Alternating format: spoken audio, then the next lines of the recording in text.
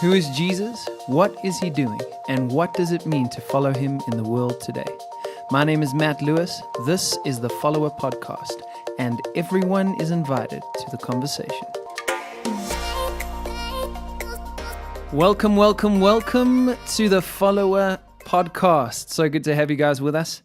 We're in the middle of a series called Candles, Cassocks, and Conversions, a journey from religion to relationship and then to responsibility. This is the second in the series where we're going to be dealing with the first conversion in the journey of following Jesus. In the last episode, we spoke about the idea of religion and how religion, in a good way, can function almost as a doorway to leading us from the temporary to the eternal. And then we said that if we follow those doorways, ultimately where they lead us is to a cliff. And that's what we want to talk about today, this idea of stepping into relationship and friendship with God, how we step off the cliff. So to do that, let me tell you my own story. We meet up with me, 16, 17 years old. I'm the guy in the Batman dress in church and getting, I guess, increasingly disillusioned with religion. At the same time, there's a whole bunch of stuff happening in my personal life, adolescence, etc., etc. And there is this growing frustration inside of me. It's the eternal inside of me trying to push forward. It's that push toward transcendence that we spoke about in the last episode. And so I end up leaving high school, 18 years old, and I spend the next 3 years of my life, 18, 19, 20, doing pretty much everything you can think about because I didn't come from a wealthy family. So I had to put myself through university and school.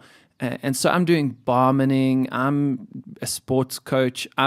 If you've ever been to Macro here in South Africa, we have like this big, it's like a Mass Mart or a Costco or a Target or one of these kinds of things.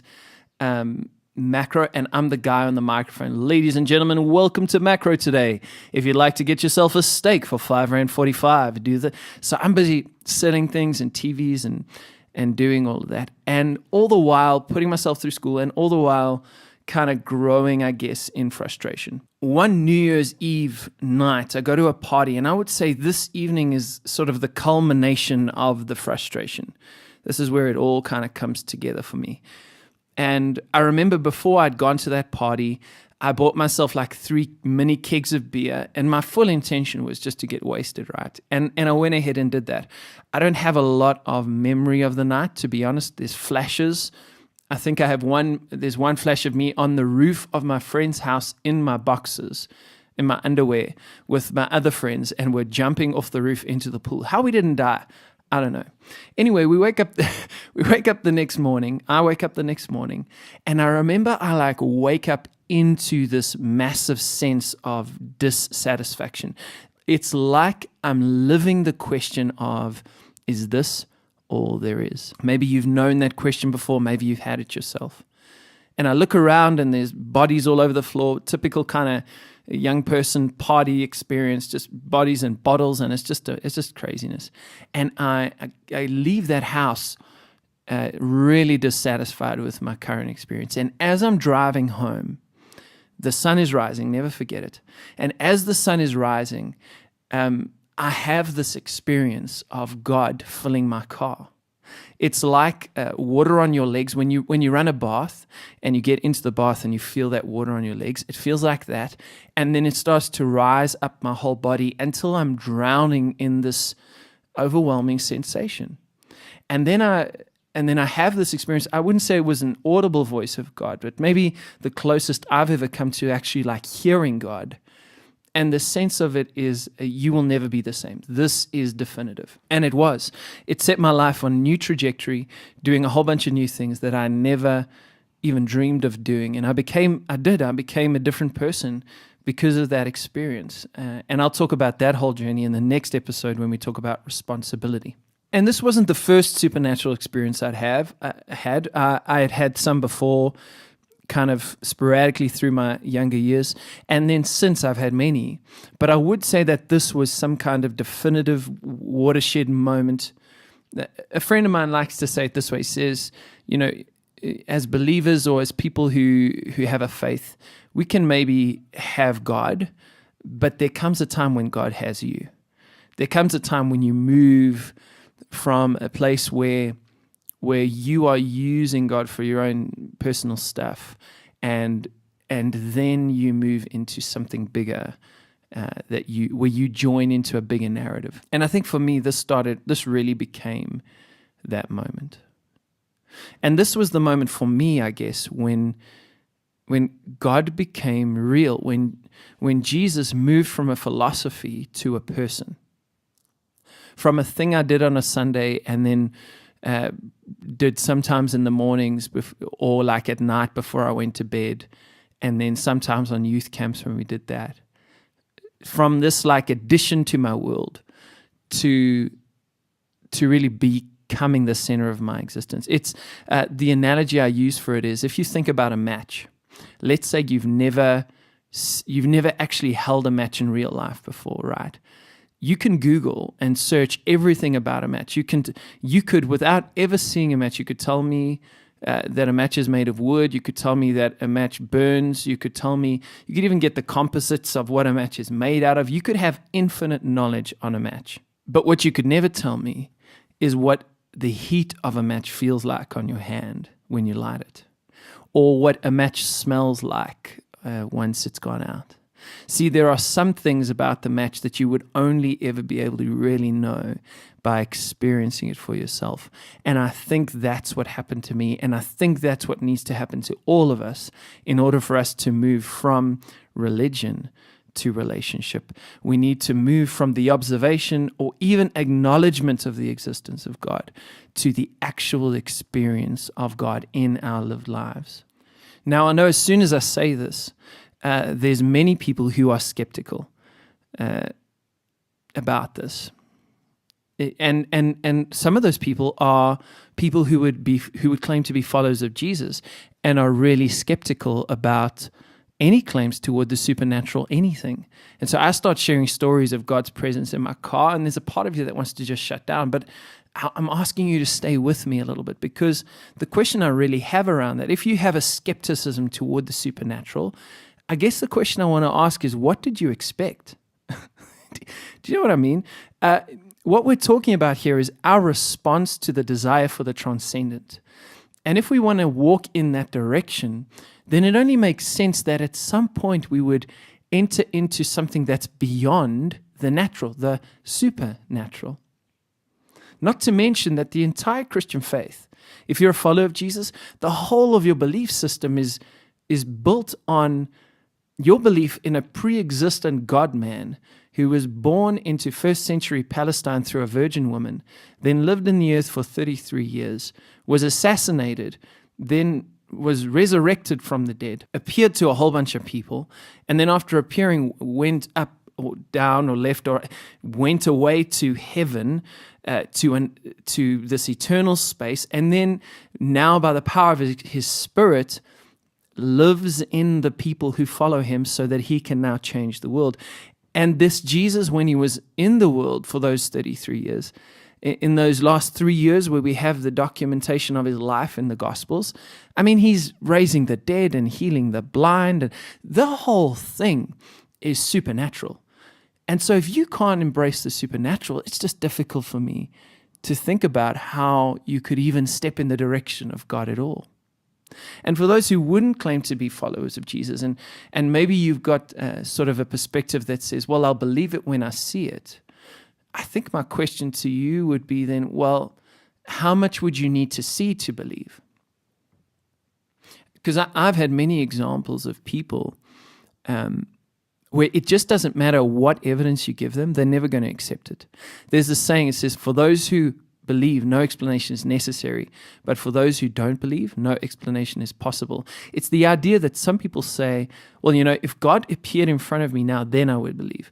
But I actually question that, because I think that for some people, their skepticism is so deeply ingrained that even if God did appear right in front of you, you would find a reason to attribute it to something else.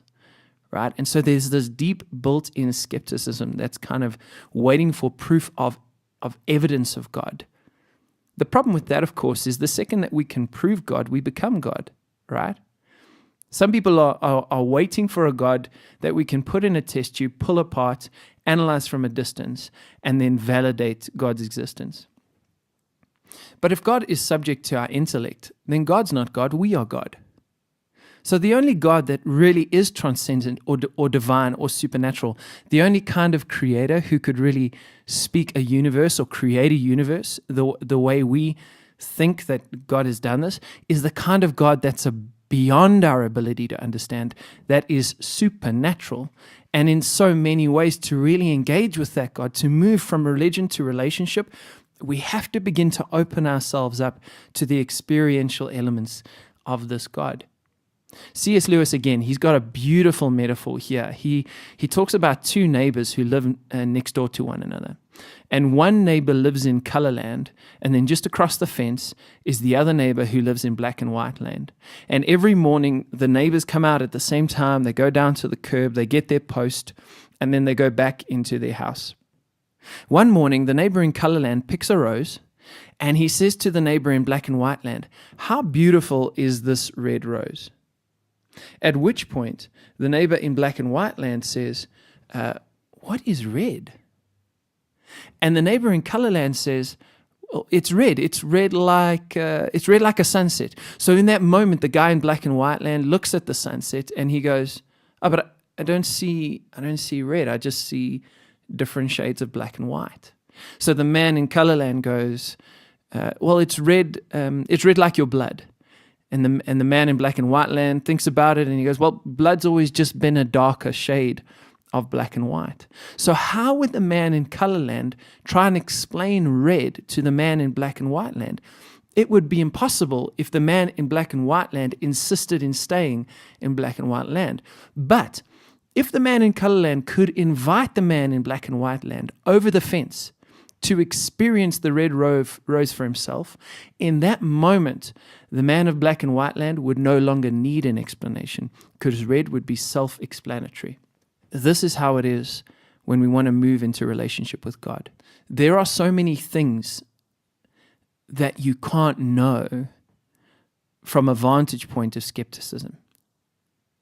Now, when we talk about Jesus, many people are saying, "Yeah, well, what you're asking me to do is like believe in the tooth fairy or the Easter bunny." And I would say that's not a fair comparison, because the tooth fairy and Easter bunny, they have no historicity behind them.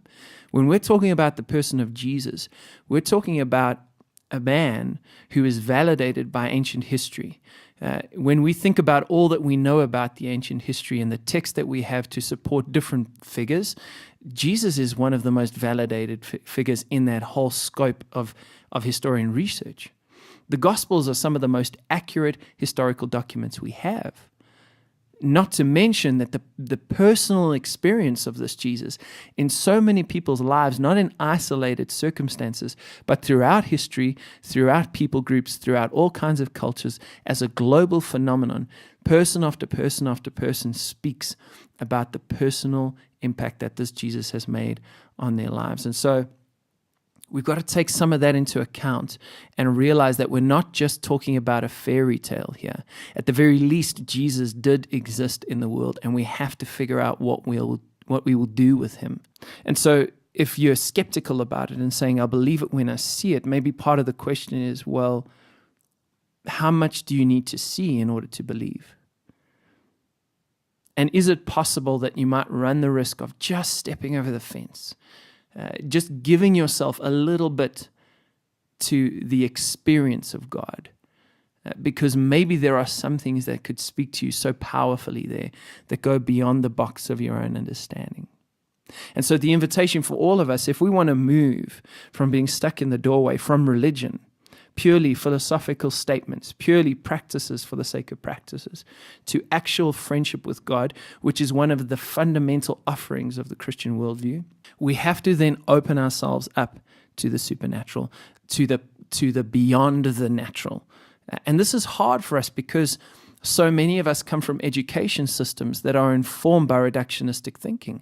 So even though many of us would embrace philosophically the idea of God, maybe, it's very hard for us to move beyond the boxes of our minds from our sort of first world Western education systems that that have boxed us with into the walls of the natural. It's very hard for us to then step across the fence into the supernatural, but it's necessary, because if we don't, God just remains an idea. We have to learn to give ourselves to the mystery of God. When we let God be God and release ourselves to the adventure of knowing Him, then we start to step through the doorway, off the cliff, and into what we're really searching for. Now, what will happen if we do this? So maybe as I'm speaking, you're going, okay, I'm tracking. I hear what you're saying, and maybe I'm interested in doing this. But what will it mean for me? Well, if you choose to do this, if you choose to open yourself up to mystery, to give yourself to the beyond the natural, the supernatural, to acknowledge that there is more going on here that then can fit in the box of your understanding, will this lead you to some places that you can't control or understand? Absolutely. It has been for me. I found myself in many instances just going, what in the world is going on here? But then again, I wouldn't want to give my life to a God that I could control. Will this lead you beyond your comfort zone? Absolutely. Will you find yourself stepping into some places that you're unfamiliar with, that stretch you, that make you feel like, well, I'm not really sure I should be here? It will. Why? Because if this world would satisfy you, you wouldn't be on this journey in the first place. And growth happens outside of the comfort zone. Is there a certain kind of insanity involved in all this? Absolutely. You look at some of the biblical figures. You look at like a John the Baptist dude. This guy's running around in camel skin, eating honey and locusts in the middle of the desert. He's a crazy man. Jesus himself, I mean, he was just a little bit crazy. I think, we've got a very sanitized picture of our Jesus. We got him with his blonde hair and blue eyes. When you actually read the scriptures, this guy was crazy. And people just wanted to go get a Big Mac, and Jesus insisted in spitting in the dirt and rubbing it in people's eyes. Like he was all over the place. He's picking fights with Roman Empire. This Jesus is all over the place. And so if you want to follow him and then be like him, there's a certain kind of craziness that you're going to get on you. And I'm not saying crazy for the sake of crazy. I'm just saying that we won't be well adjusted to a profoundly broken society. We'll start looking other. But I guess there's also a certain kind of insanity in suppression and substitution, isn't there? So in some ways, it's just about choosing your crazy, because you could say no to this whole God thing. You could ignore the stirring of the eternal in your heart that you've had for a really long time. You could just keep pressing that down every morning and then trying to fill that hole that longs for the eternal with more and more of the temporary. You could get more cars, more women, more possessions, more accolades. You could keep pursuing the things of this world in an attempt to satisfy your desire for another. And then you could get to the end of your life and be hopelessly, hopelessly disappointed, as so many people are. And that, my friend, is a certain kind of insanity in itself. So is it crazy? Yes, but so's the alternative. And so the invitation to you and to me, to all of us listening right now, is that we would let the pursuit of the eternal lead us to where it leads us. Let it lead us off the cliff. It's always going to involve some free fall. But if we don't do that, we will get stuck in the doorway. And I just think that so many of us need to grow an ability to be willing to jump. Thanks for listening to this episode. As always, I hope it's been helpful for you. If you don't subscribe to the podcast, you can do that anywhere that podcasts are found, except on Google Play at the moment. I'm struggling to upload that in South Africa. If you know anything about that, maybe get hold of me somehow and let me know how to do it. I'd love to learn. If you love what's going on here and you want to see more of it, please consider a once-off or monthly donation. This podcast is sponsored by you. It's for us as we go on this adventure. And then if you feel like there are other people in your world who need to be invited into this conversation, Please share this everywhere on every platform with everyone so that as many people as possible can get involved in the conversation. Thanks for listening, guys. Open up the box. Step across the fence. Maybe there's a red rose waiting on the other side. If you don't want to get stuck in the doorway, you've got to jump off the cliff.